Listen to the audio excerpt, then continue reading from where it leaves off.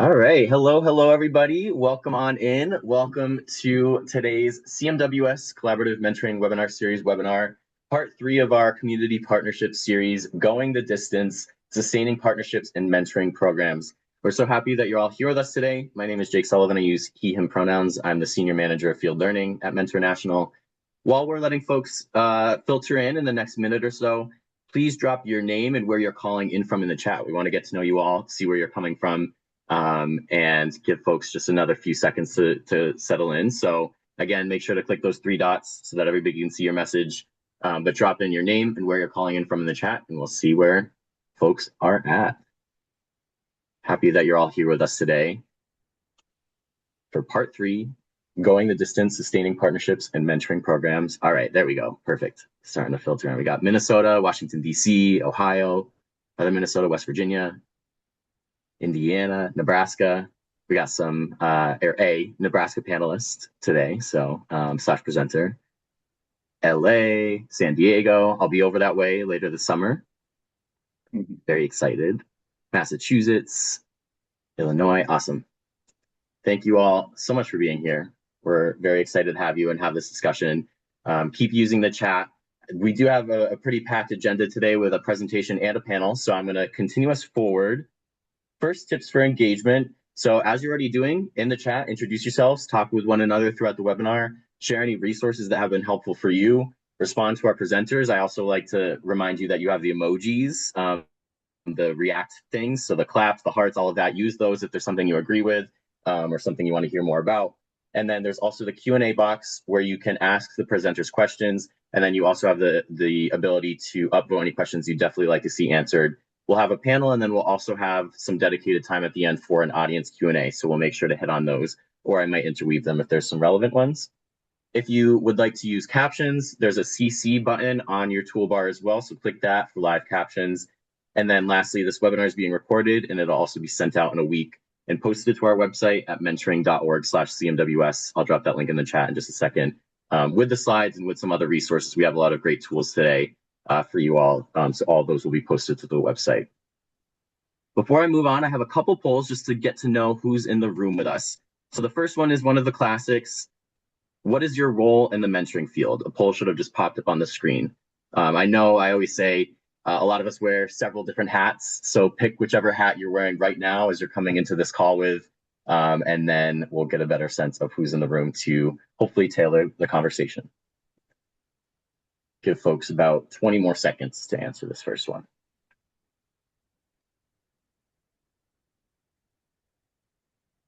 See him in the chat. Atlanta, Boston. I'll also be in Boston later this summer too. I love Boston.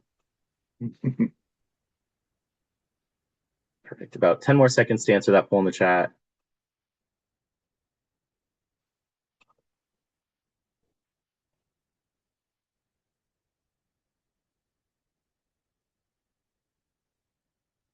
Alrighty, I'm going to close the poll, share results. So it looks like most of us are mentoring program staff or practitioners, which makes sense, but we do also have some national affiliate organization staff. We have some mentors and educators. Thank you for being here. Technical assistance providers, funders. And then if you said that other one, I'm always interested to see what other job titles or job descriptions are that folks join in. So please drop in, if you put other, what is your title? What is your role? I have 2 more quick polls for you all, so I'll stop sharing that one. And these are more tailored to our content for today around community partnerships. So the first one is, do you currently partner with any other organizations? Yes, no, or not sure. That's not my job, so I don't know it. It's not in my job description, so I don't pay it any mind. Awesome, student support coordinator. Cool. Thank you for joining. Seeing for folks who are just joining in, we're just getting started, just doing some polls, so welcome in.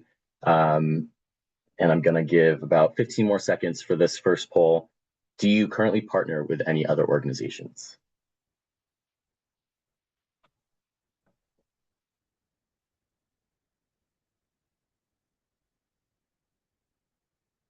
Okay, going to end the poll in just a few seconds.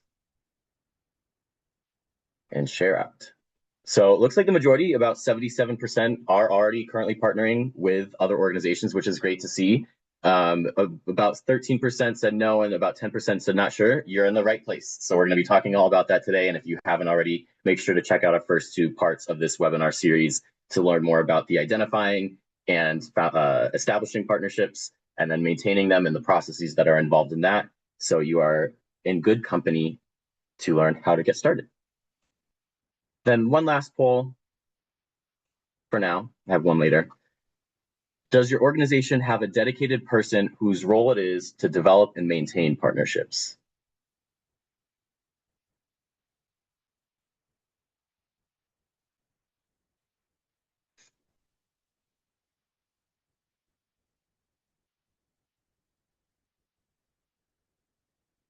And just a note for this one, which it's kind of revealing itself in the results that I'll share in a second.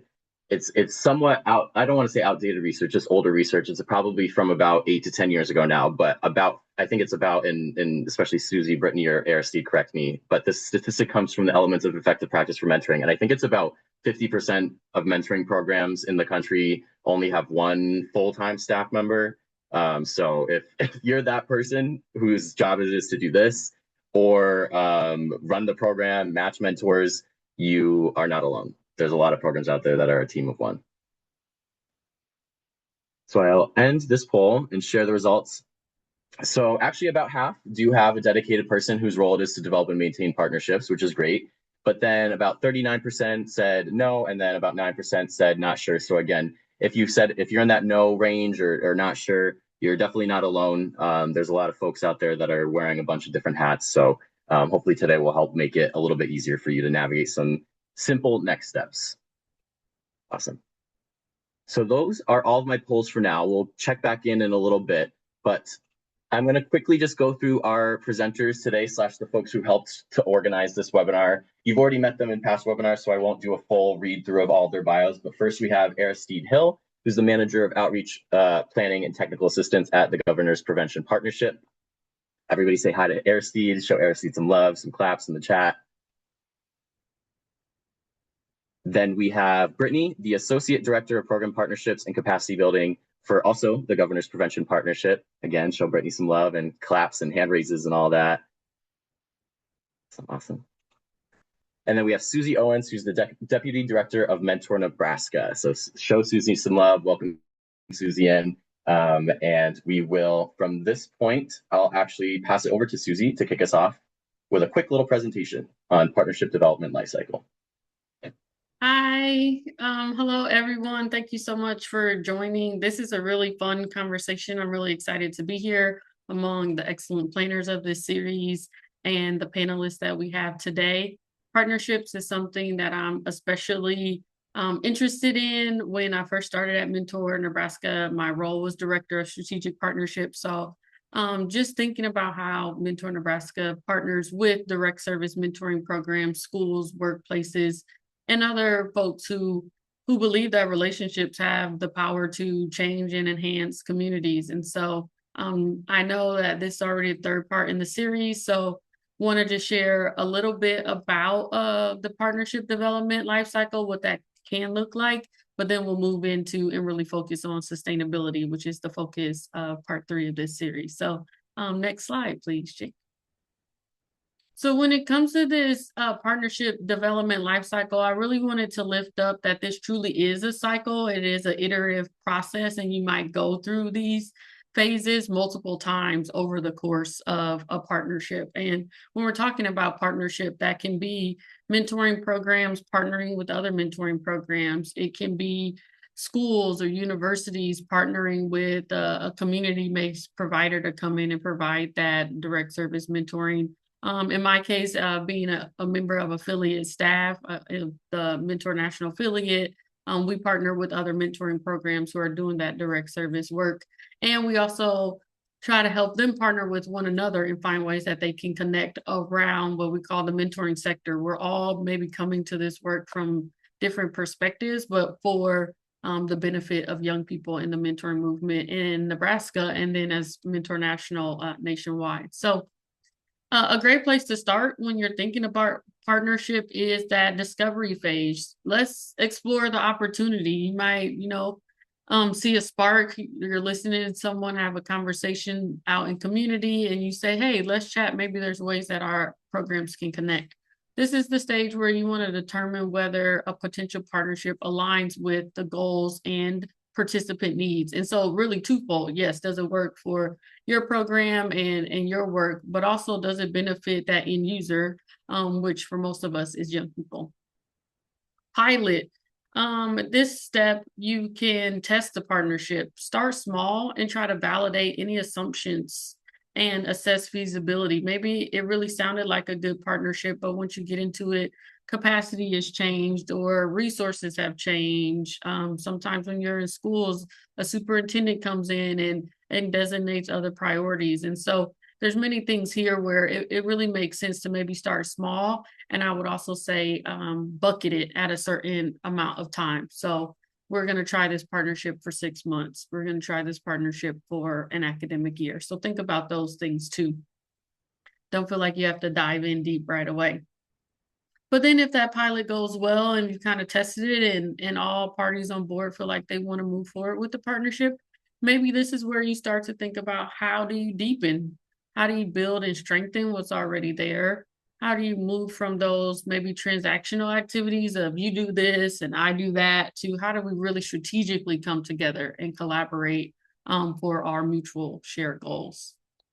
And then where we're going to spend most of our time here today in discussion is around sustainability. That's creating that long-term impact, ensuring that the partnership remains beneficial, adaptive, that you're flexible, again, as resources change, capacity, maybe leaders change, but also impactful. And then once you feel like you're in a good sustainability structure, maybe you start over again because time passes on and it's time to revisit things and maybe you continue the partnership and maybe there's some closure that you start to move forward with. So um, let's dive in really on that sustainability piece. So Jake, next slide, please. Excellent, thank you. So here, I just want to lift up maybe some considerations. Maybe you've already done the pilot and some deepening, and you want to start thinking about, okay, is this a partnership that we want to move forward into sustainability and think long-term around this? So some questions here that you might ask yourself, work with your team, work with the other partners at the table is the partnership working for everyone involved? That's something that Mentor Nebraska thought about a lot. Our partners, our mentoring program partners here in Mentor Nebraska, many of them are dues paying members. And so not every mentoring program in our state, but we have about 22 members and they pay dues to be a part of Mentor Nebraska and get access to our resource and support services. Well, we want to make sure they feel like there's value in that partnership, that they want to be partners and find value in that. And so you kind of got to ask them, is this partnership working for you? And so we did a lot of that work in our last strategic plan to survey both partners and non-partners to say what keeps you being a partner. And if you're not a partner, what might make you want to engage and also what might be barriers. So definitely thinking about, is the partnership working? Are participant needs being met? Yeah, that's part of it, working for everyone. Is everyone getting their needs met? Do benefits outweigh the effort required? And I would say other capacity constraints too, not just effort, but the time involved.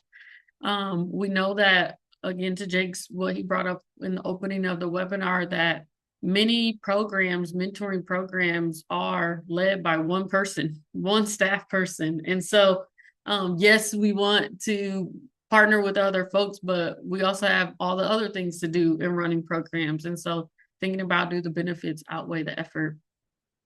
And then what things have changed since the partnership began? If you're in sustainability, maybe you piloted already 2 or 3 years ago, maybe 5 or 10, and some of us haven't gone back to circle back to some of these conversations. And so think about what has changed since the partnership began and might some of those dictate, again, moving forward toward sustainability or moving toward closure.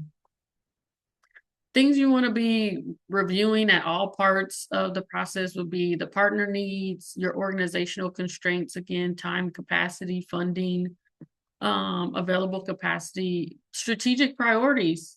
sometimes we go through a strategic plan or we just sit down and have some deep thinking time, even if it's not a formal strategic plan process.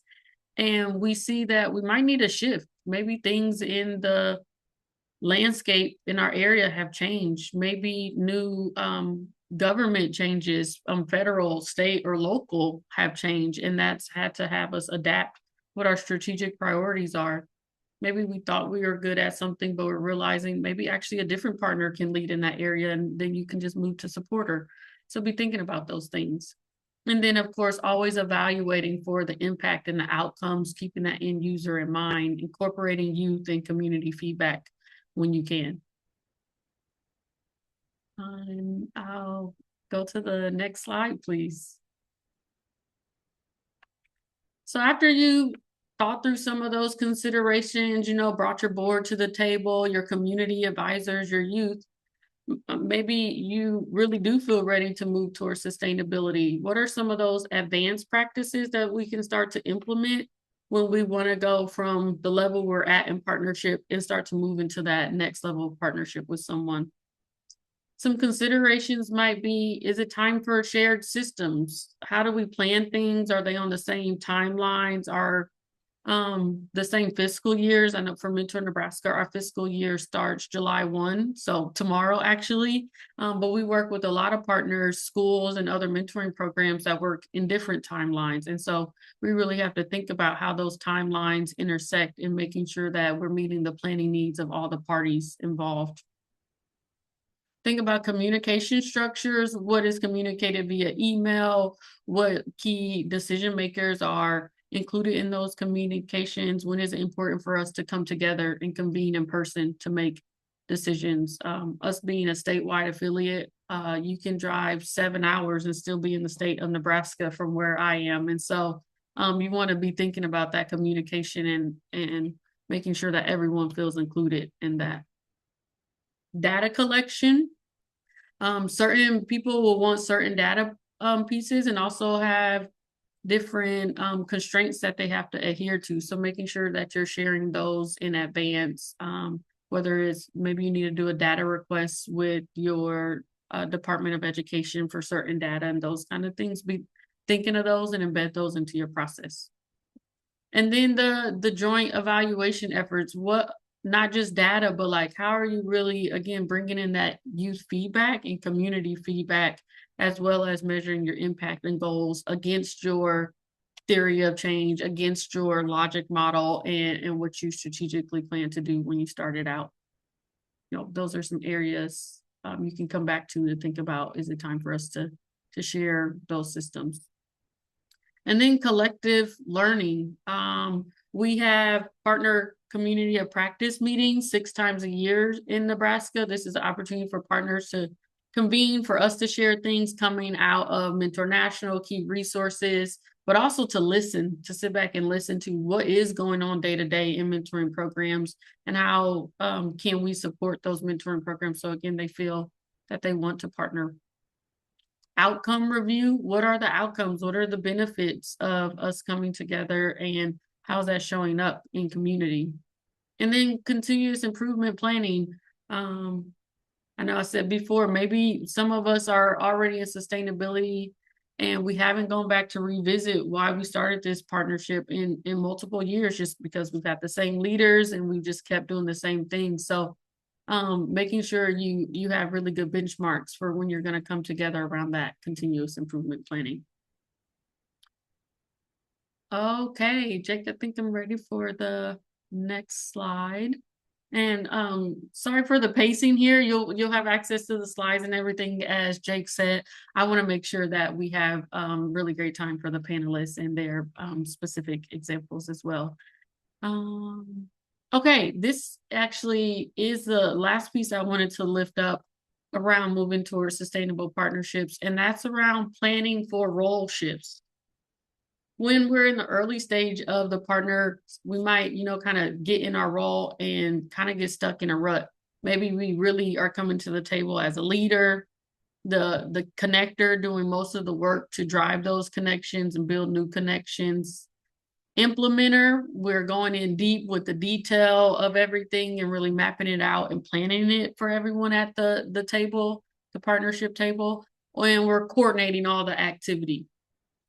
So in this stage, it might be really hands-on, but as you get to a more mature stage over time or as capacity opens up, as other partners at the table, as we start to learn each other and our roles, we might see we can step back in areas because there's other people at the table who are more equipped to lead there.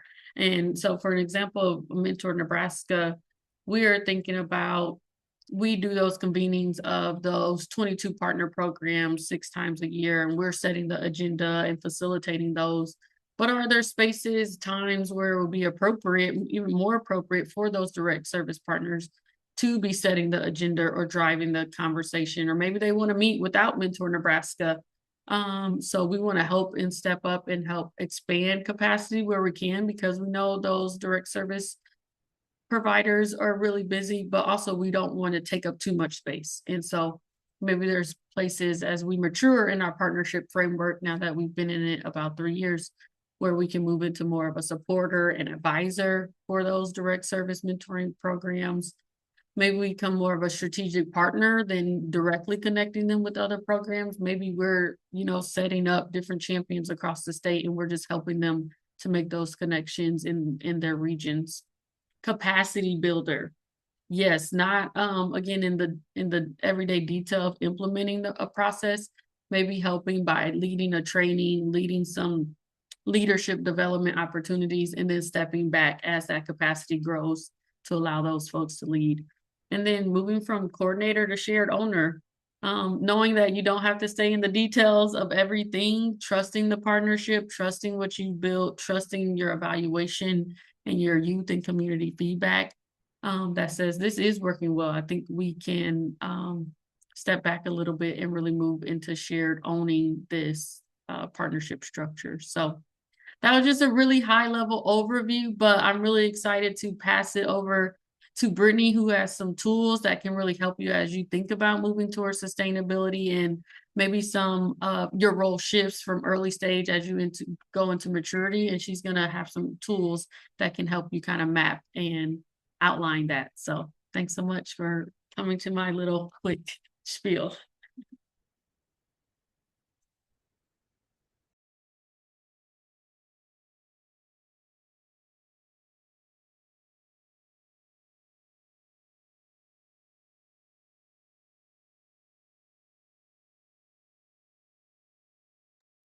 All right. Good afternoon, everyone. Can everyone see my screen? Yep, Okay, you're good. perfect. Perfect. So good afternoon. Thank you so much, Susie, for that wonderful presentation. And as Susie mentioned, we're going to dive a little bit into some practical tools, a few templates, and reflection questions that your organizations and programs can almost immediately apply, right? As you know, piggyback off of what Susie mentioned, as we move towards sustainability, moving from reflections to how are we identifying and sustaining our partnerships or prospective partnerships. What are some practical action steps or actionable tools we can implement to support that goal? So what you see here is our regional mentoring collaborative sample of our MOU.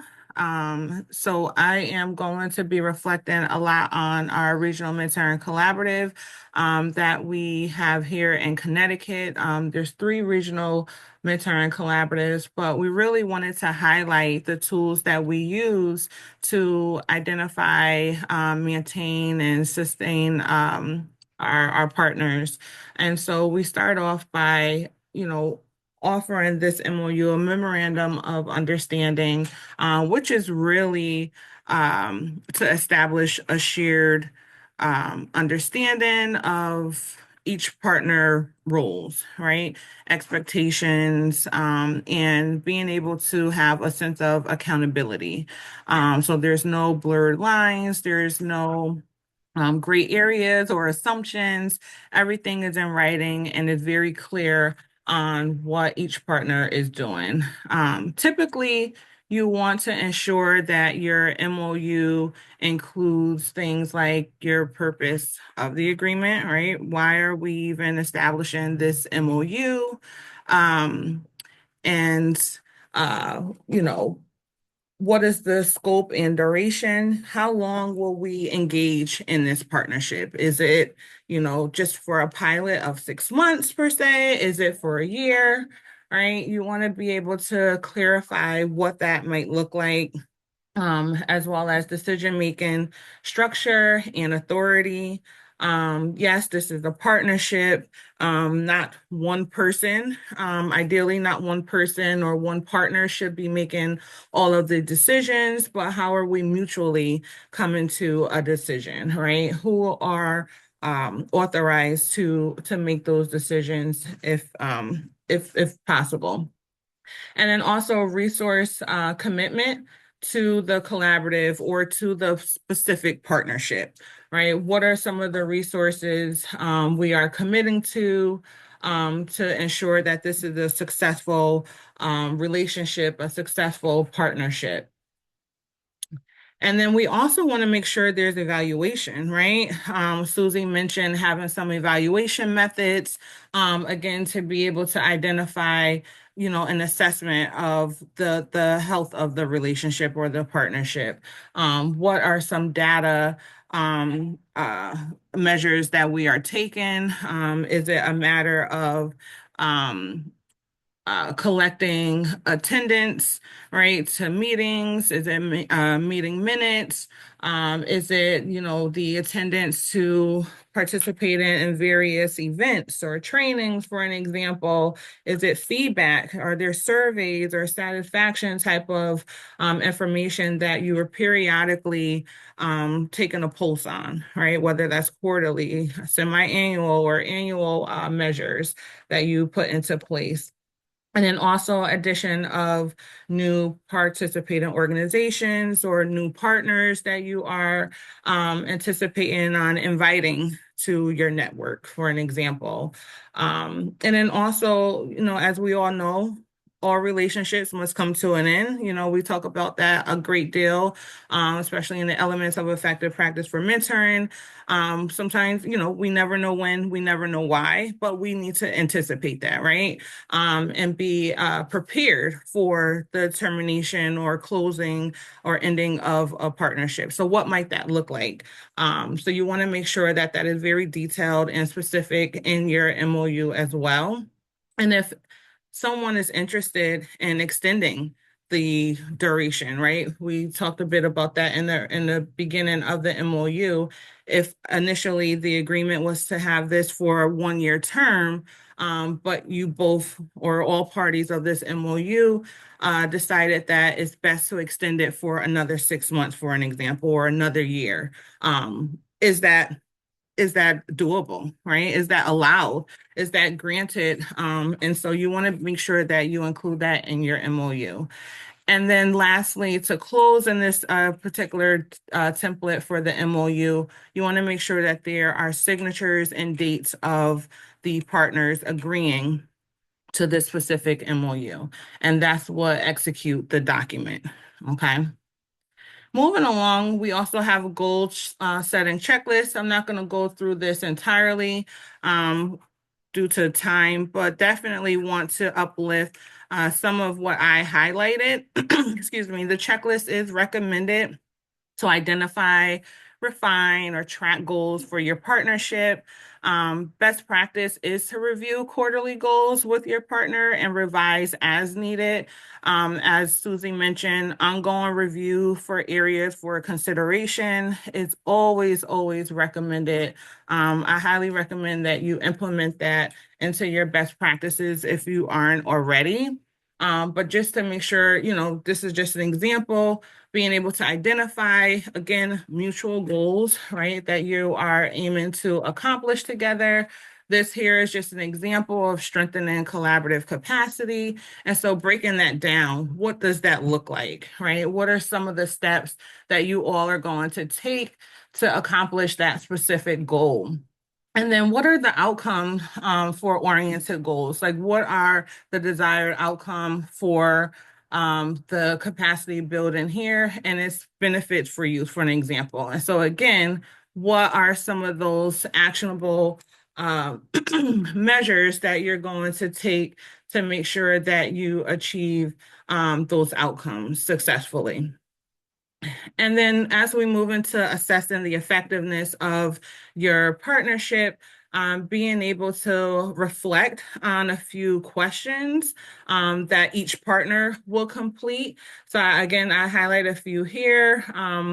What about the partnership makes us most proud, for an example? What obstacles do we face and how could they be addressed, right? No partnership is perfect. There'll definitely be some bumps in the road, especially early on in the beginning stages of the partnership. And then also, do partners share enough during meetings, right? How is that engagement and cooperation showing up when it really matters? What benefits have youth experienced from this specific partnership or collaborative work? And then lastly, also being able to assess mentor and program capacities and gaps.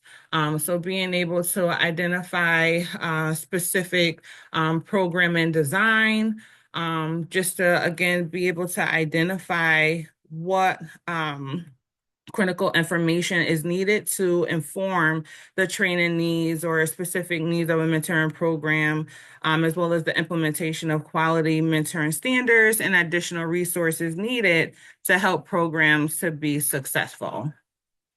Okay, and now this document will be shared in the chat for your reference. This is something that you can tailor to your own program, as well as sharing it with your networks, again, to help in terms of advanced practices to move towards sustainability. All right, and that concludes my sharing of templates and walkthrough. Jake, I will pass it back to you.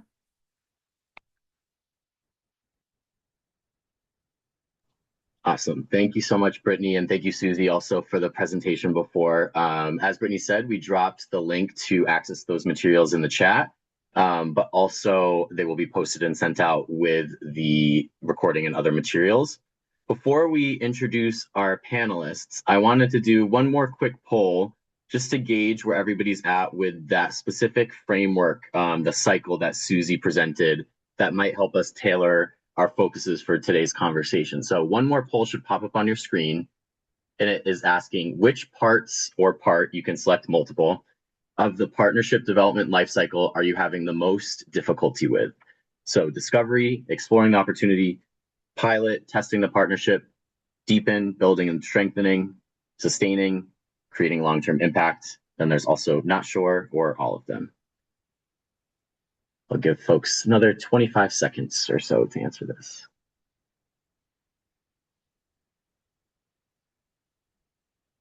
And again, you can pick more than one if you'd like.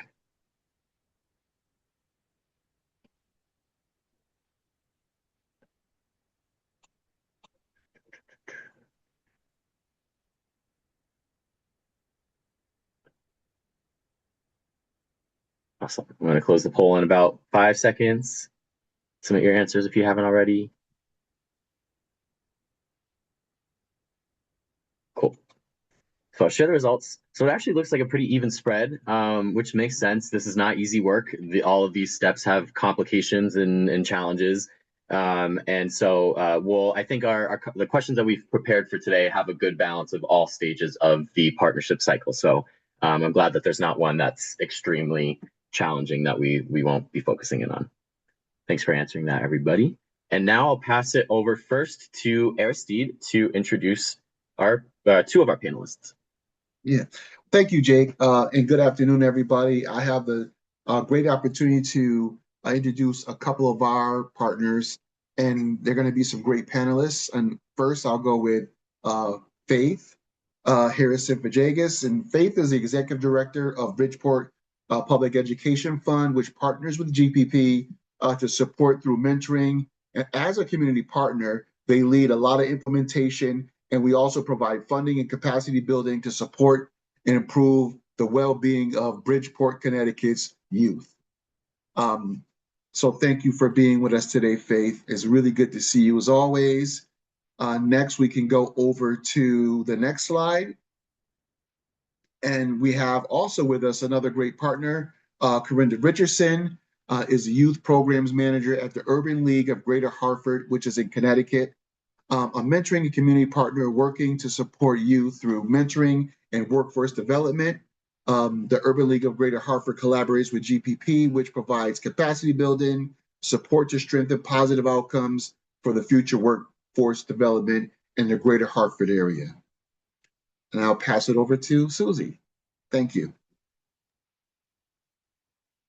Hi, all. I'm Susie. Today I'll be speaking on behalf of the Nebraska Rural Mentoring Collaborative. Our representative had an emergency and couldn't make it today, but I've gotten notes from a couple of the partner programs that are part of this collaborative. Awesome. So let me actually, oops, not yet. Let me stop sharing my screen so we can see everybody. And so now we're going to get into our panel discussion. Again, as you're listening to this discussion, make sure to drop any questions that you have in the chat. But we'll start off with the question first, kind of going through that cycle. And I'll direct this first question to Susie to kick us off. How, for that collaborative that you were talking about, if you could answer first, how did folks know that they were ready for a partnership and what needs had been identified? Yeah, definitely happy to share from my perspective, and then also we'll be sharing a document with the exact words from two of our coalition partners who gave those in advance. In Nebraska, much of the resources for mentoring, and I imagine this might be similar in other states, a lot of the resources are heavier in the metropolitan areas. So Omaha, where I am, which is the largest metro area in the state, and then Lincoln, the second largest, they have a plethora of mentoring programs and access to funds. As we move further west in Nebraska, there's more rural communities, smaller communities, and they might not have as much access to mentoring resources, dollars, youth development activity, and availability in their areas. And so these are some of the things that our partner programs are kind of lifting up to us, that, you know, we want specific consideration for our context in the rural environment and our challenges as mentoring program staff and leaders in these communities. And like, we don't want to do that alone. And so the general convenings of those 22 partners are great, but sometimes they want to focus in on those rural environments. And so conversations around that is what led to them saying, like, yeah, let's start convening, not separately. They still have access to and attend the full group, but, you know, specifically around their needs. To something in Brittany's document, like, let's reduce the silos. We have similar challenges and opportunities, so let's come together around those. Yeah, awesome. Thank you so much for that. Yeah, and I love that rural mentoring programs are being represented in this discussion. Definitely not talked about enough, but face really unique challenges. Corinda, do you want to go next in terms of how did you know you were ready for a partnership and what needs you had identified? Sure. When our mentoring program started, we were mainly focused on youth development and helping teens, high school teens, get ready for college, work, and life. And our mentoring program was a component of that. And we realized we were very green with starting a mentoring program. Where do you start? And so thankfully, GPP provided connections to other resources in the state, but we realized we needed to build a network in a village and a web so that we can help to build some of these opportunities for our young people that was outside of our wheelhouse. Yeah, thank you. Mentor just did a post on LinkedIn in honor of the World Cup. Mentoring is a team sport, and your answer made me think of that. We're all in it together. Yeah, what about you, Faith? I'm going to similarly echo what Corinda shared with the group, but I also want to just also emphasize it wasn't just understanding what the gaps were, but also I think putting a focus on what we wanted to see in the future, right? Because you can address the immediate need, But once that need has been resolved, what do you have left, right? So I will, like I said, similarly to Carenda, to understand we were doing mentoring for college readiness and success. And we've had to pivot a number of times every single year, but we'll get further into that. Yeah, I appreciate you bringing in the importance of visioning and not just focusing on the deficits or gaps and what we're missing. Awesome. Thank you all. So our next question is kind of for the audience, fleshing out what these partnerships look like. And I know that this group has a bunch of different ones, but actually, Faith, if you want to pick up first, what does your partnership look like? What is the purpose of the partnership? And then what are some examples of the ways that you collaborate? Okay, so I'm going to kind of pick that apart a little bit and kind of put it in buckets. So we have a number of partnerships because the way we understand partnerships, it's really about whom are you either committed to through a contract, verbal commitments at times, right? Because sometimes they still stand. But for the sake of this panel, I want to focus on the partnership with the Governor's Prevention Partnership. We've had a long history of working with GPP for a number of years. Actually, one of the co-presidents is a graduate of Bridgeport Public Schools, and that is where our work is actually centered. And the way that we've approached this partnership was solely focused on the concept of mentoring. But as we began to get deeper and deeper into that work, gain access to data, because now you have a number of youth who've gone through programs and now you're able to get some of their outcomes, right? So using those outcomes, using the survey results that GPP provides to our collaborative members in Bridgeport or in the greater Bridgeport area, we use that data to actually inform our next steps.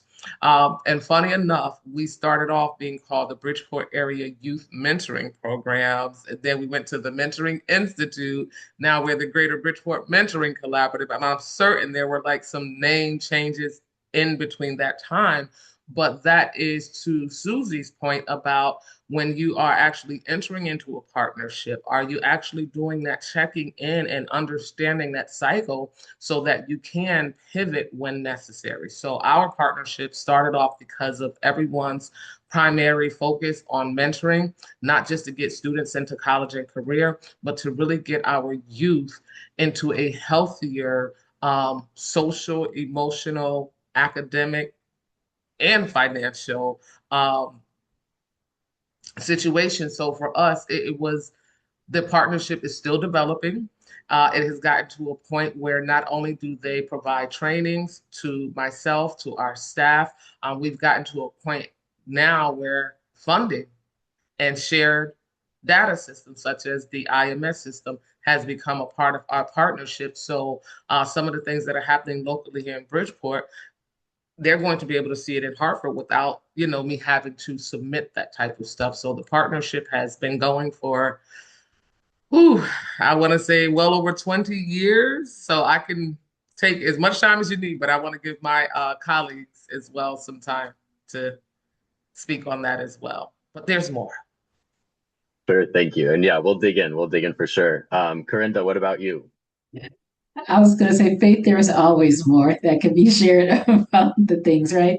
So, starting to talk about our web, we realized we wanted to, and part of it was through some of the requirements from National Urban League, of which we are an affiliate, and they encouraged us to start an advisory council that would help support our mentoring program. So under that mentoring grant, we have a youth advisory council, and it's supposed to be a mix of corporate entities, community-based organizations, faith-based entities, both post-secondary, civil service, small businesses, and other subject matter experts. And we thought that was a good way for us to stretch into avenues of partnership and pathways that we would not have normally considered to do our work. And it's helped to make our programming more robust overall. And one thing Faith mentioned that I want to dive in deeper with is providing SEL supports to some of our students, and we realized that was an area of need that we did not have. So one of our partners who we used for other things, like a post-secondary partner, University of St. Joseph, we would utilize for visits and for tabling and for coming to some of our college awareness events, but we honed in on their social work department, and they needed placements for some of their students. And a interesting and creative partnership started to evolve with their department of Masters of Social Workers for them to provide us interns throughout the year. And with that gap, they were able to help us fill a gap of providing some social emotional support for our mentees, for some of our mentors, and for some of our staff. Yeah, thank you. I think I like that word. I like social. I think it's quicker to say than socio. I can't even say it. Socio-emotional. And then the other thing I want to highlight, even just through the two answers that you both shared, is the importance of data collection and strong data management, because you're using this evaluation data to then inform the partnerships that you're creating. Susie, what about how did Rural Mentoring Collaborative decide what the partnership looked like, what the purpose of it is, and the ways that they collaborate? Yeah, so they currently have 6 partner organizations, so mentoring programs in different rural communities in central and western Nebraska. They've been meeting together monthly. Mentor Nebraska is providing staff support for facilitation, and the Zoom link and kind of some of just those logistical things. But as the coalition goal, they're really going to be driving their own goals and things like that. And so something on the horizon is for them to plan an in-person retreat, and thinking about Mentor Nebraska is thinking about how can we support, because some of these cities might be 3 or 4 hours away. So can we get creative around fund development where we can help extend their capacity and possibly raise funds to help them do that first in-person kickoff. I also say something that they shared in the notes was about how, yes, it's the meetings, the monthly meetings where they come together around the agenda, but really starting to see the relationships flourish where they can pick up the phone and call each other and have those connection points to say like, hey, I know you deal with something similar in your community. Can you be a thought partner with me on this? Or how can I amplify what you're doing hour away? If there are joint mentor recruitment we can do for our entire region. And so I love not just like that formal component, but when you think about the stages of maturity, like as this partnership matures from they were just dues paying members, a mentor, to now they're driving a thing that works for them in their region, Mentor Nebraska can step back more, and they're sparking those connections without needing to call Mentor Nebraska to do it. And I love that. That's what should be happening. We should just help support, not step in front of those direct providers. Yeah. I mean, yeah, that also speaks to the strength and like synchronicity that of the partnership of that. That reads as they're maybe on each other's newsletters, or they're following each other on social media. So they're seeing these opportunities to be able to amplify and elevate. And a lot of that feels like it comes once you have that relationship built. I also want to invite Brittany and Aristide, if there's ever any time where either of you have any like thoughts or color that you want to add, please do. So I'll pause and see, based off of those first 2 questions, anything else that either of you would like to add there?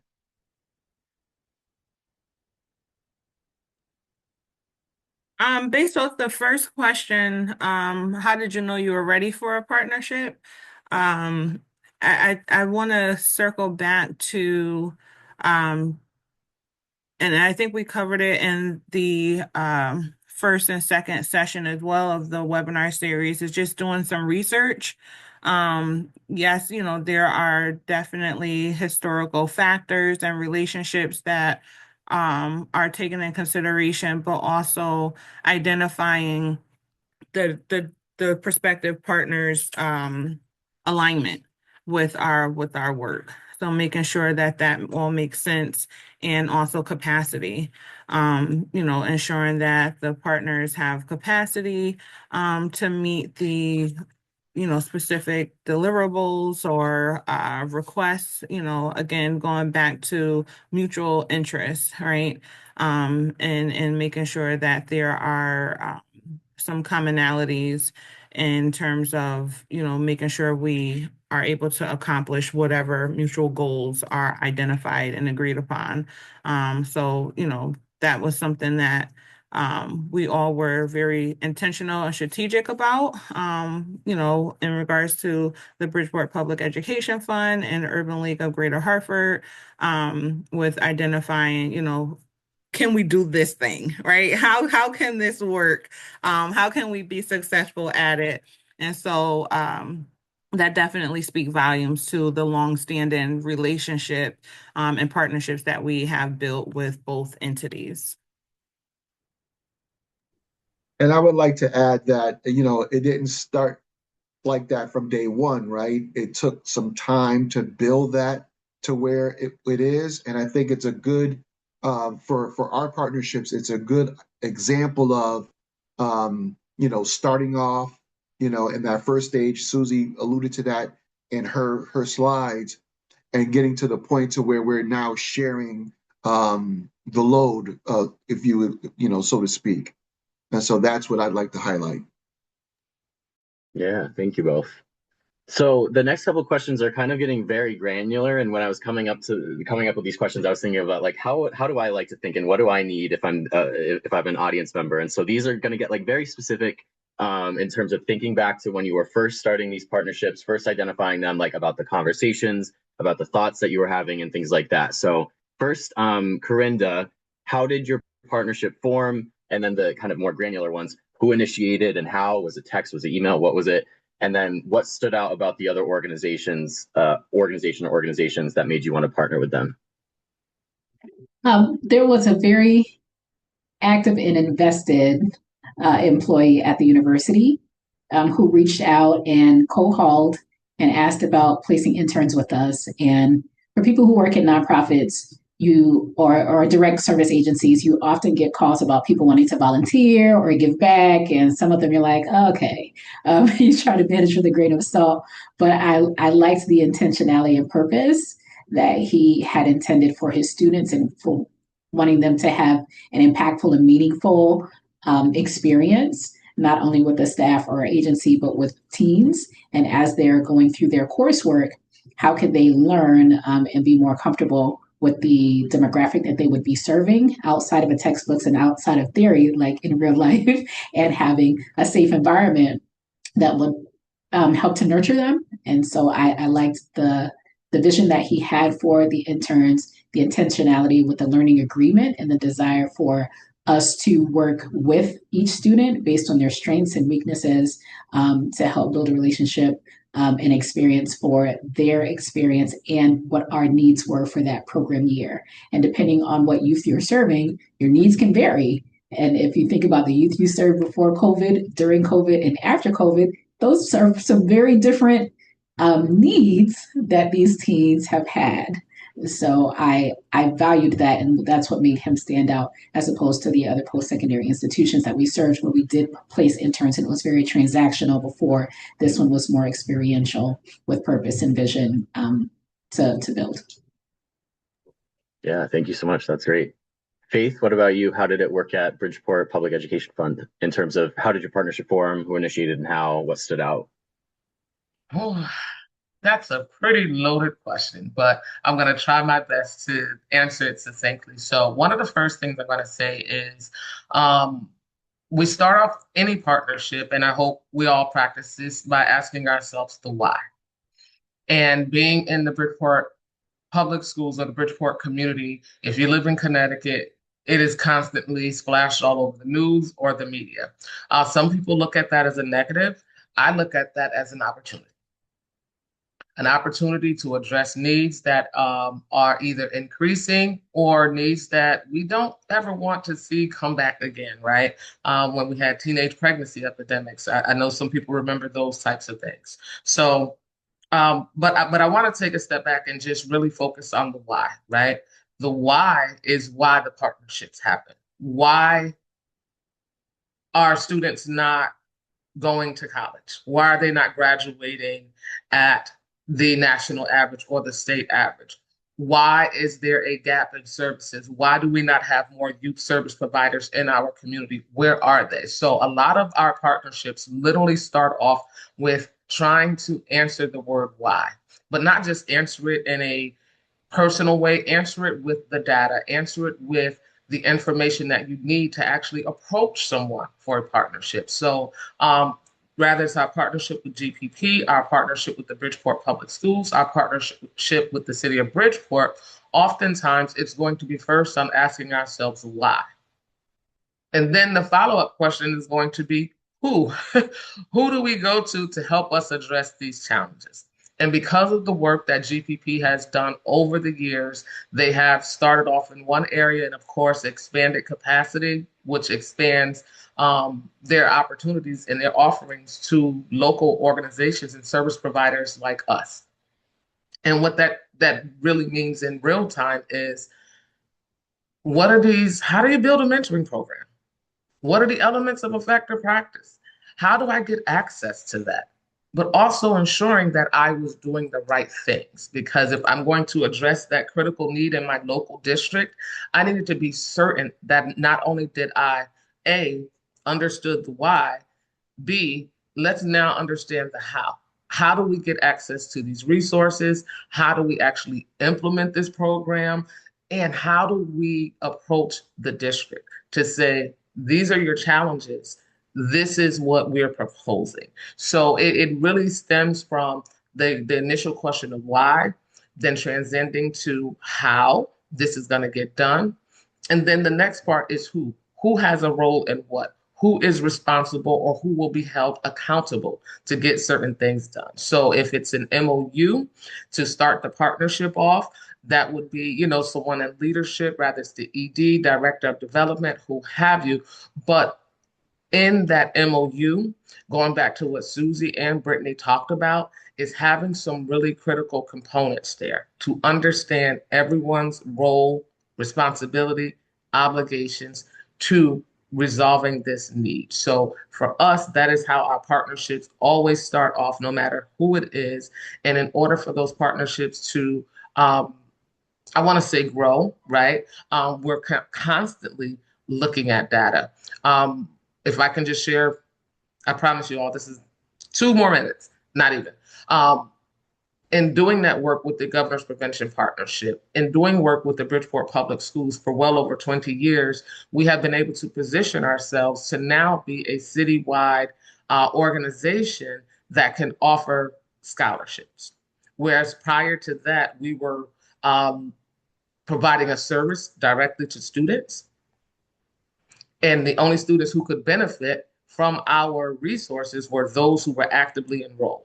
But now, because of the trust that we built up, because of the understanding and how to address the needs and constantly asking the questions of why, how, and who, we have positioned ourselves to be in a deeper partnership, right? Going back to Susie's, the opening presentation, we have positioned ourselves to be in a deeper partnership where we are now extending support to students who are not in our program, but it had to start at the beginning of the why are we doing this? So for us, partnerships will always start, maintain, and be sustained. And why are we doing this? And if it's been 20 years, why are we still doing this? So. Yeah, thank you. Hopefully I I love answered that. Yeah, you did. all of No, that. for sure. I love especially that last part that you mentioned of like, don't just ask why at the beginning, but ask why 20 years later. Because again, to your point, or to the point that folks have mentioned, like, kids are always changing. The world is changing pre-COVID, during COVID, after COVID, like completely different challenges. Susie, how did it work for the Rural Mentoring Collaborative? And again, the question was, how did it form? Who initiated? What stood out? That type of thing. Yeah, so it kind of kept popping up in different places about that the whole group sessions didn't always take into consideration some of the unique needs of rural programs and their desire. Like, it really was partner driven. Like, they saw this as a need and something that they wanted to do. And so in those the meeting, they came together with Mentor Nebraska, like, let's come together once and then try to figure this out. And from there, they wanted to keep meeting. And then that's when we kind of started to move toward making it more formal. And so the collaborative came up with a mission, core values they really wanted to submit for themselves and maybe eventually, as this grows, that this is not about competition, that it really is about collaboration and support. And also, they came up with a logo. So Mentor Nebraska provided design support. Again, these are smaller programs that may or may not have full-time marketing folks. Mentor Nebraska, we do have an associate director of marketing and communications. And so they iterated, would send things to Marcom. She could kind of help advise, gave them a logo that tried to capture the essence of what they were trying to build, a couple iterations, and then yeah, so now they have that. They have their core values, their mission, and so that's really clear. And then and they felt that was really important too before they started to open up to um other mentoring organizations that might be in those communities but aren't yet partners of Mentor Nebraska. They wanted to kind of start with that trusted group that they had seen each other and interacted with one another through Mentor Nebraska engagements. And so at this time, the partners are really limited to those groups that have actively engaged with Mentor Nebraska in that way. It might not be that way forever, but they wanted to get really strong and rooted in their values before they started to open it up and think about how other organizations in those regions might start to come on board. And I thought that was really smart and really important to do. And again, this was all driven by them. This is not us doing that. Sure. Thank you. There's actually something that I kind of want to ask an on-the-fly question. So anybody here can answer this because it's also something that Corinda and I were talking about last week when we were preparing for this panel, is this idea of competition. And I think something that I'm sure a lot of people in the audience have kind of navigated is nonprofits or organizations feeling like they're competing against each other rather than working together. So again, anybody here, feel free to jump in, but I'm wondering what you all would suggest for organizations out there who are kind of facing this general vibe of competition. What should they do? How should they navigate that type of situation or that type of feeling in their local areas? If there's like little funding and they're competing, what would you recommend for that? Or they feel like they're competing, what would you recommend? I'd like to take a stab at this, being in the greater Hartford area where there's a lot of social service agencies. The per capita is unbelievable. And so they're all competing for those grant dollars. And you have to connect and collaborate in such a way where it's beneficial to all parties. And I think that it takes a convener like the partnership, the Governance Prevention Partnership, to be able to come together and look at everybody's strengths and their weaknesses and where you can connect to make those things happen. I've been in rooms where people do not want to compete on a certain project because they're looking for grant dollars for the same project. But if you can have a convener and talk about what those strengths are, your strengths are, and what could come together and you could benefit from, that's what makes those partnerships happen. And people are pretty good about that. But there is always the underlying competition factor because of the limited grant dollars in certain for certain projects. And just to add on to that, because our focus is on strategic partnerships, it just really, it is more impactful and it is more likely for entities to have a greater reach, a greater impact if they were to collaborate with other programs, as opposed to working in silos, right? And trying to compete with like-minded entities. We find that when you work together, you get more accomplished and it is more appealing to funders, to be quite honest. Funders are intentionally seeking applicants that are applying as a collaborative, right? And not as a single entity. They want to see, and some funders actually ask within their application process, what other organizations are you working with on this particular project, right? On this particular application. So, that speaks volumes in itself. I would just highly recommend that if there's any opportunity to partner with other organizations to go after that, to leverage that opportunity and not work alone. And I agree with Christy Campbell in the chat. You know, there's not enough of us, right?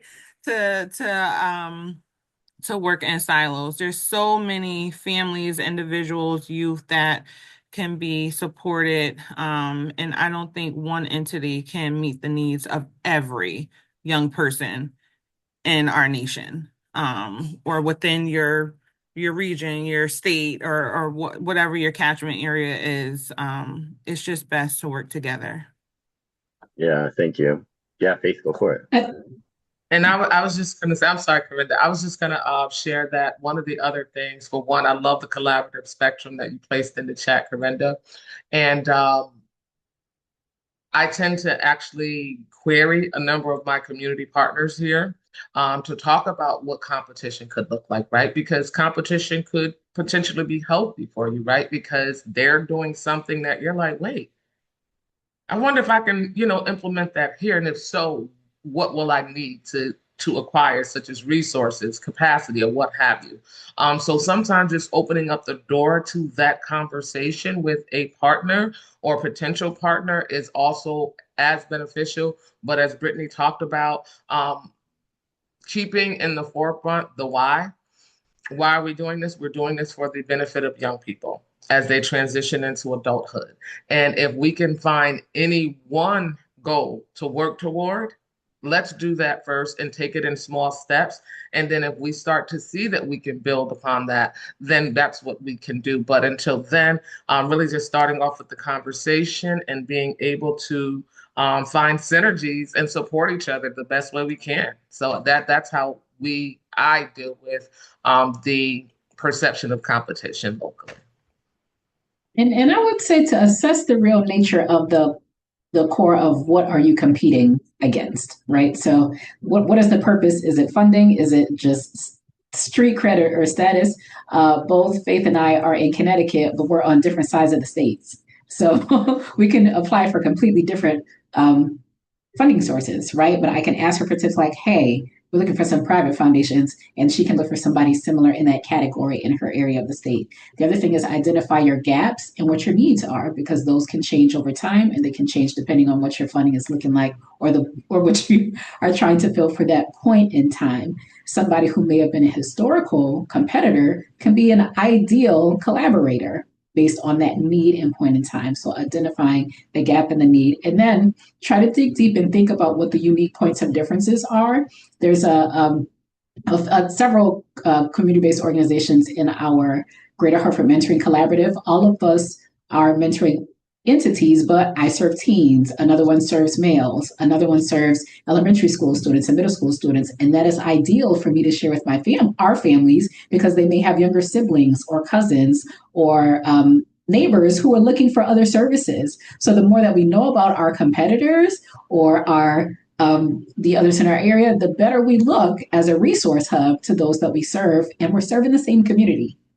Also, so it's better to be neighborly, because you never know how your paths may cross later, and you may need them for something or for whatever. You just don't know, and see what items can be mutually beneficial, as opposed to just we're rivals. Are we for this though? No, we're cousins for this. But if I see you at the basketball court, then we're rivals. Just assess better based on the purpose and the time. Jake, I just wanted to add to that Mentor Nebraska benefits too, like our role as a convener, to Aristide's point, a facilitator, capacity builder. It doesn't take anything away from us to see this regional collaborative be strengthened and not rely on us. That lens too, it shows how we can support in that gap, but then we can let it go and let it grow for what it needs to be.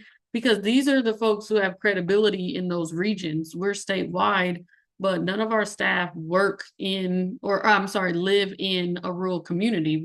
We live in the metro areas. And so we should be leaning on and learning from and asking for support from these partners in those areas, because those might be relationships that we don't hold and might not I don't want to say ever whole, but it will be tough to get inroads because we're not living and working in that community every day. And so we don't want to ever be competitive with direct service partners, even related to funding. If the funder says, it's helpful to have Mentor Nebraska at the table to help build capacity, but we want the grant to go directly to the programs, that again, it all goes toward building those field catalysts and those champions in those regions. And I should be happy about that and support that. And that's my personal perspective. And I think the perspective of everyone at Mentor Nebraska. But just want to lift that up too, of knowing your role in a thing and letting people lead where it makes sense for them to lead and step back where it does not make sense for you to lead. Yeah, thank you. Wow, I'm so happy I asked that question. What great conversation and what great tips that we just had there. The last thing that I'll add before I move on to the next question is to Corinda's point about assessment, and then I think Faith, you were speaking about about the why, and again that point about asking why 20 years later. I remember when I started at a very small organization in a small town. We served a very niche population. And I started there, and there was another organization that was doing very similar work. And but we were like, we did not collaborate. There was like some sort of unsaid bad blood going on. And I remember asking, I was like, why is that? Like, why don't we have events? Why don't we promote each other's events? And my manager at the time had said, he was like, well, like 20 years ago, the executive directors had a fight and didn't like each other. And I was like, because so much of this, and it probably was a lot more nuanced and complicated than that, but so much of this work we always say is heart work. It's personal. It's all about personal relationships and personal dynamics. So like it might not even be about the funding. It might not be about the turf or whatever, but it's like two people had a fight or a disagreement decades ago. So constantly doing that assessment and doing that asking and why and interrogating as to, is this about a relationship, or is there a barrier that we can very easily kind of like surmount by just having a conversation? Or maybe those people aren't even at those organizations anymore. So like, let's get connected again and have a conversation, and maybe it'll look completely different. So not like taking into historical context and seeing it as important and valuable, but not also letting it define all of your decisions moving forward, I think is important. So the next question, I kind of combined a couple just for the sake of time. First, I'm going to ask Faith, what has been particularly strong about your partnership? And then how have you or your organization benefited from the partnership? What I would say that was been particularly strong about our partnership, and this is for the GPP partnership, but our partnerships locally, is that we've had them for decades. But the strongest thing about those partnerships is that being able to communicate and understanding when we need to actually pivot, because we are actively assessing our impact and our outcomes annually as an internal process that we have here, using surveys for students, for staff, for mentors, community, but also utilizing some of the resources and the surveys that GPP provides us so we can asset map in the community, right? Again, going back to the why are we doing this? Who's going to benefit? How are we going to implement this? So the strongest piece for us has been time committed, right? Because mentoring relationships, we want them to last for a year. This is a relationship. So a partnership is a relationship. And I think I would be remiss not to say that. And understanding how to check the temperature consistently on your relationships, gauge progress. There is no such thing as perfection. We all on the call know that. So understanding what our progress has been, and seeing if it's worth the effort. Going back to Susie's earlier slide, is it worth the effort that we're putting in? And for us, it has definitely been worth the effort. And we're going to continue to strengthen those partnerships. We're at the point where we have, I want to say, collectively been able to acquire 2 or 3 grants that focuses on impacting young people. And there was a state statute that is being held, everyone's being held accountable for this upcoming school year, and it's called Student Success Plans. Now, again, getting out of that silos. Myself, GPP, we had conversations. I brought in the district and some other community-based partners to say, this is an opportunity not just for the grant funding, but to really set the stage for sustainability in a way that our target audience, which every one of those organizations, it is our youth, that they are going to benefit. So starting from our ninth graders, we're going to be doing some student success planning, but also training partners, bringing in school counselors and others to really help us to further develop and provide more evidence as to why this partnership needs to continue, because the needs are still there. Sure. Thank you so much. Corinda, what about you? How did, I guess both questions, what has been particularly strong about your partnership, and then how have you benefited from it? I think what's been strong with relationship comes communication, trust building, vulnerability, and transparency. And I think we have grown over time because we've been able to be honest and transparent about some things that we're working with some of the students and some things that we're not, and what needs to shift and pivot for the next program year, as opposed to saying, this isn't working, nice knowing you, have a nice life. I think we were willing to go through some growing pains over time, which ended up being very beneficial to us, because as we thought about what we were offering, what they bring to us and what we bring to them, it started off with just interns, but some of those interns ended up becoming mentors. Some of them ended up going to National Urban League's Youth Leadership Summit and providing workshops on SEL for students on a national level. Some of them end up being hired at Urban League once they graduated with their MSW, and then we were able to grow capacity with our staff force for those who are qualified and trained and certified in this area. That was a huge gap for us. So I think having those open and honest conversations, and the individual who works at the school had my personal cell phone number, and I realized one time he texted on a Saturday night, I was like, this is important. What's going on?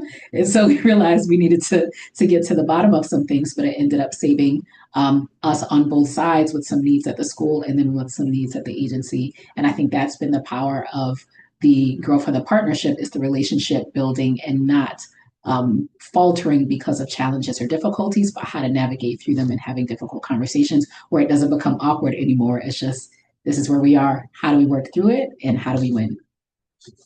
Thank you. I mean, like, what a dream. What else can you ask for other than a mentee, becoming an intern, working at the organization? Like, that's awesome. That's amazing. Susie, how did it work for the Rural Mentoring Collaborative? What were strengths, and then what did folks get from it? Yeah, I want to start by amplifying some of the things that the collaborative partners shared with me.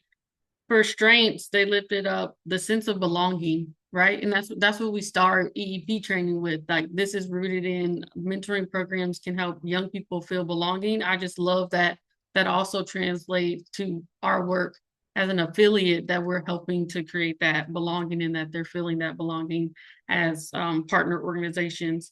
Another strength that they lifted up is curiosity, and how that curiosity and asking questions and wanting to know each other experience as these smaller programs can lead and breed innovation, partnership, support, mutual support. Something they said is bringing fresh perspectives on common challenges. Like, yeah, we are going through a lot of the same things, but you might approach it a different way that I can learn from. And then deepening the professional network. Again, maybe they saw each other in person very rarely because we convene so much virtually since Nebraska's it's so spread out, that this gave them more opportunity to deepen those connections when they made that group smaller and more specific. And then I'll say from Mentor Nebraska, I kind of talked about this around your competition point, is that Mentor Nebraska also benefits. It helps improve our credibility as an affiliate of the Mentor Network, helps deepen our local relevance so that funders in those communities understand that we don't just carry the perspectives of those metro centers, that we are connected to and learning from and convening with rural perspectives. And then again, just reinforces our role. Like, yeah, this is where we do our best work around bringing folks together and connecting them, but not having to have our hands in everything because we're a small small but mighty staff here. And so, yeah, this is exactly the kind of work that I think lends itself well to what we do. So excited to see if maybe we can learn from this and do it in other regions and areas. So yeah. Thank you. Yeah, that's great. I love the connection to the EUPM and the sense of belonging. I know Mike Garinger out there is feeling the love. Awesome. So we just have two more questions. Again, if folks have questions, please drop them in the Q&A. I'm going to wrap the one that we already have in there into the last question that we have prepared. But for now, and I'll start again with you, Susie. How has the partnership evolved over time? And I'm going to add just a caveat, because we've talked a lot about pivoting and the need to gauge progress, temperature check, things like that. What is an example in the, either of the time that you've pivoted, or just how has it evolved? I think the Rural Mentoring Collaborative is a great example of, yes, there's common challenges in the mentoring sector, but we need to remember that there's specific contexts in certain communities, and it's okay for people to have those protected spaces to think about and problem solve and share support around those specific areas. And so as Mentor Nebraska, we have to balance that, right? Like, how do we show up and support all mentoring, but also make space when it makes sense and when it's driven by interest and need and capacity by our partner programs. And so, yeah, that's what I would say. Thank you. What about you, Corinda? How has your partnership or partnerships evolved over time, and then where have you had to have pivoted? Some of them have evolved over time based on staffing changes at the partner entity.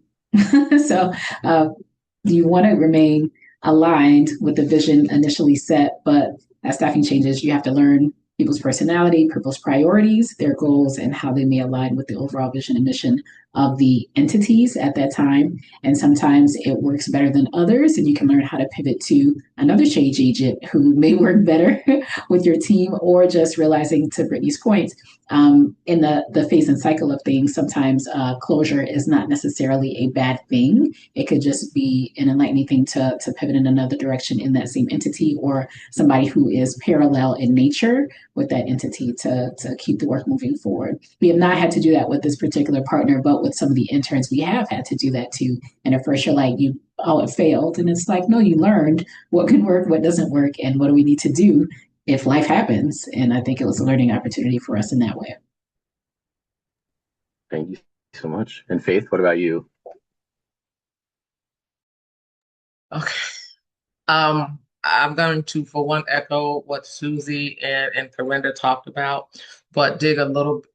I would say I'm going to sit my remark adjacent to theirs. And I would like to say a part of this and the partnership and ways we've had to pivot was really based on our scope of work. Rather, we were pulling back depending on resources, capacity, and opportunity, to be quite frank, right? So there are times we've had to pivot just simply for that.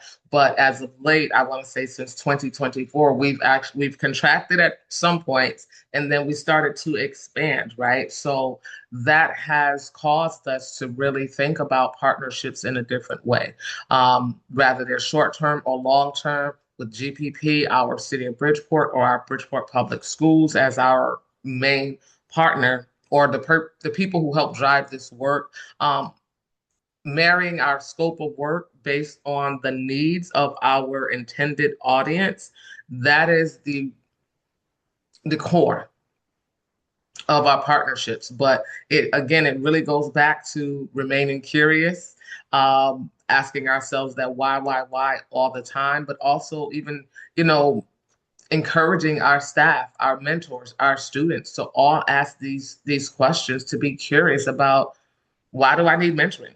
Why do I, why do you do this during the school versus why are you not in the community more, right? So again, understanding the moment, understanding the needs, but also understanding your why, so that you can be positioned to make those pivots or those changes when necessary. But also it helps you to establish that foundation and continue to scaffold on the work that you're doing. Other than that, we'll just keep going in a circle instead of going up the stairs, right? And reaching those top floors of our work. So that's what I'd like to say. I love that. I know I always love a metaphor as well to paint the picture. I love that. That's great. So we just have a few minutes left, and we do have one question. So I dropped for the question about youth voice. If anybody else is interested about youth voice, I dropped some resources in that Q&A box. But I'm going to tie the other question that we have in the Q&A box into our last one. So the question that someone had asked was, what advice would you give to a newly formed community organization that wants to become a trusted partner before taking on larger projects? So let's just broaden that in terms of what is one piece of advice you'd give to an organization looking to find partnerships, especially if they're new to this? And we'll start with Corinda for this one. I would say assess and strategize where you are now and where you want to be. So identify your sweet spots. What are some of your gaps? What are your needs? And then think of a partner who has an expertise in that area. And then what resources do they bring that can help fill that gap in need, and start to plant the seed of relationship building, and start with a low hanging fruit. Don't start with Coca-Cola. Work your way up. Start with somebody who may be easy, and that way you can start to build momentum, build confidence, build trust, build credibility, build data. So start low hanging fruit where you are, and then try to vision where you want to be and who can help you get there. Yeah, thank you. And if you're interested in learning how to plant that seed, part one talked a lot about that of this series. And so I just dropped the link, mentoring.org/CMWS. The first part of this webinar talked all about that, identifying, starting small. Faith, what about you? What is one piece of advice you'd give? Listening tours. Listening tours, listening tours. Oftentimes, even, we do it ourselves. Our staff will do it. We have expectations. We believe that the product that we are offering is a great product, and we don't understand why people would not take us up on that offer. And oftentimes, if you take a step back and remove your perception, your thinking, and you embark on those listening tours, you actually get a lot more from your target audience than you probably anticipate, because that will allow you to actually pinpoint, because you can go into a partnership or, proposing 15 or 20 different things. And we already established most mentoring programs is one, right? You don't want to do that. But if you go on a listening tour and you start to find some commonalities, right? Some of these answers are starting to fall into this one bucket or one category. That actually might be what Corinda spoke about, your sweet spot. That could be where you launch everything else that you want to do. But the last piece I will share is the listening tours, but you also need to have vision. It's not about where you want to go with this partnership in 1 year, 3 years, 5 years. It's where do you see your work, your mission landing you and your organization and your students 5 years from now, 10 years from now, because you have to start building that foundation now. It's not going to get built later while the partnership is in full swing. That doesn't happen. The partnership just helps move you along to that longer term vision and goal. So listening tours, getting back from the people that you want to impact, not going in saying, I'm going to give you this. No, what is it that you need? I don't know if you did it purposefully, but your first answer also had visioning in it. And now your last answer, full circle. Perfect. Professional. Amazing. Susie, what about you? I responded in the chat, but I said start with that pilot, get really good and really clear at one thing, and then those reputational points, people learning about you, people seeing about you. I don't think you have to start out by trying to convince. To Faith's point, do more listening than trying to convincing. And then as you get really clear from the feedback that you've had, get clear on your goals and what you do really well, people will see that, and people will see that it's successful, and they'll want to be a part of it, and always just be storytelling throughout. But I think do more listening than convincing. I loved what Faith said. Thank you. So I'm going to share my slides just very quickly, and I'm going to pass it to Aristide to walk us through kind of a summary and 3 next steps that you all can take.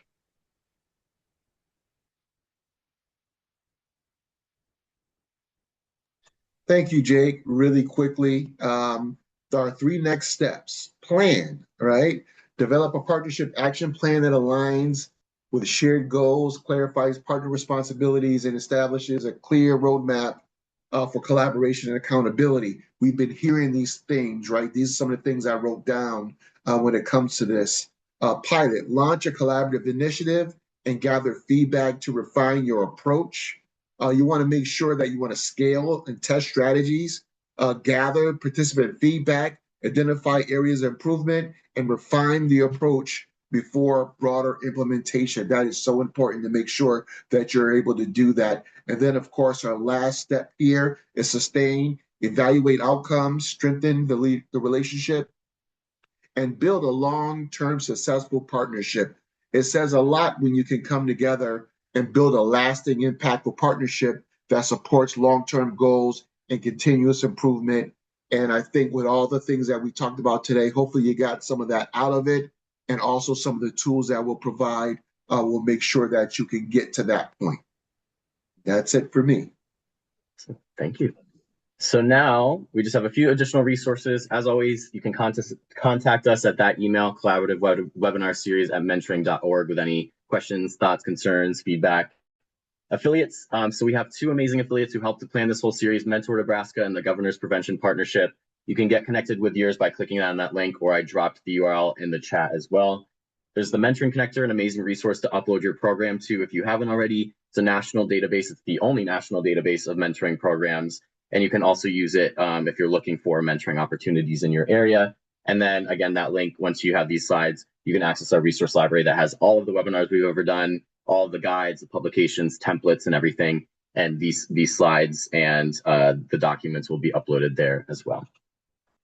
After this webinar closes out, please take 2 to 3 minutes to complete the anonymous survey to let us know how we did, what you'd like to see in the future. And then, as I said, everything will be shared out on our website, the recording slides. But just wanted to give first a huge thank you so much to Brittany and Aristide, and then Susie and the rest of the Mentor Nebraska team for helping to plan this entire community partnership series. This was so great. Really appreciate you all and your efforts there. Thank you so much to our panelists, Corinda and Faith. Such great conversations, such practical and very easily implementable ideas that you both had, as well as kind of the broader picture, higher level strategic kind of thinking. So thank you both for being here today. And then, of course, thank you to our audience for joining us for this 3-part series. If you missed them, you can find them all on our website. But other than that, we'll see you on the next webinar. Thank you all so much, and hope everybody takes care. Have a great rest of your day. Thank you, Jake. Take care, everybody. Thank you. Thank you. This was fun. Thanks, everybody.